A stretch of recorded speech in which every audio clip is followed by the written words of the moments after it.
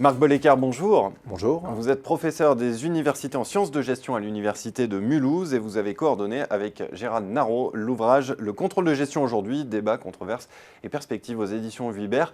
Première question, quelles sont les grandes évolutions de la fonction que vous avez identifiées dans ce livre ? Alors, le contrôle de gestion est une fonction de support, d'aide à la décision des managers. Il est donc relativement difficile de cerner de manière très homogène une ou plusieurs évolutions dans la mesure où les activités des managers sont très diversifiées selon le positionnement des managers et selon les entreprises. Il n'en reste pas moins que l'on peut identifier, notamment dans les grandes organisations, des évolutions majeures, notamment de généralisation des outils, des indicateurs, des systèmes de calcul de coûts, parfois jusqu'au plus bas échelon hiérarchique, mais parfois aussi en dehors de l'entreprise, avec souvent des systèmes de contrôle de l'activité des fournisseurs, des clients. On voit également depuis une bonne dizaine d'années, et en particulier depuis la crise de 2008, une centralisation également paradoxalement assez forte via le reporting financier, de façon à pouvoir informer les directions générales et les actionnaires des évolutions financières de l'activité. Avec l'essor des outils numériques, il y a aussi de plus en plus de données, il y a de plus en plus d'automatisation dans les tâches. Est-ce qu'on peut aller jusqu'à dire que la fonction contrôle de gestion est menacée d'ubérisation ?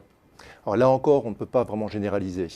Il y a de grandes différences entre certaines organisations qui ont développé des outils informatiques particulièrement puissants, comme les logiciels de gestion intégrés, comme les business intelligence, systèmes de business intelligence, ou encore des systèmes d'entrepôt de données, et d'autres qui sont beaucoup moins avancés, qui se focalisent sur des applications locales.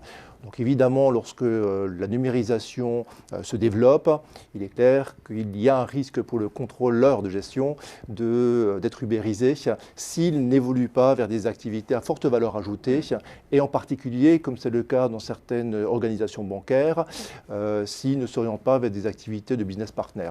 Alors quels sont les défis actuels de la fonction ? C'est un petit peu cette notion de valeur ajoutée à travailler ? Oui, probablement. C'est cette notion de valeur ajoutée à travailler et notamment d'inventer des outils ou d'améliorer les outils existants de façon à pouvoir se projeter davantage dans l'avenir, de ne pas rester dans une gestion par le rétroviseur sur le passé, une gestion de diagnostic, mais de s'orienter davantage vers la prospective et vers l'avenir.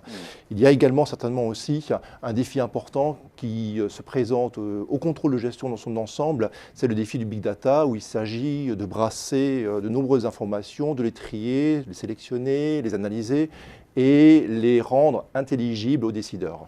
Alors, qu'est-ce que vous voyez dans les prochaines années pour les contrôleurs de gestion ? Quelles sont les perspectives ? Probablement les perspectives de renforcement ou de développement de l'informatique sont des perspectives tout à fait logiques compte tenu de ce qui vient d'être évoqué, à savoir le développement du big data. Probablement également, on peut observer au niveau du contrôle de gestion un rapprochement du contrôle interne et du contrôle de gestion de façon à mieux maîtriser les risques organisationnels de manière beaucoup plus pertinente. Et puis probablement aussi une des évolutions majeures qu'on peut envisager dans les années qui viennent, c'est une focalisation beaucoup plus importante des outils autour de tout ce qui concerne l'immatérialité, la gestion du savoir, le capital humain, l'innovation, le savoir-faire, de façon à pouvoir inventer un nouveau contrôle de gestion. Une fonction qui se complexifie en quelque sorte. Absolument. Eh bien, merci beaucoup Marc Bollecker pour cet éclairage. Le contrôle de gestion aujourd'hui, débat, controverses et perspectives. Pour ceux qui veulent aller plus loin, c'est aux éditions Vuibert. Merci. Merci à vous.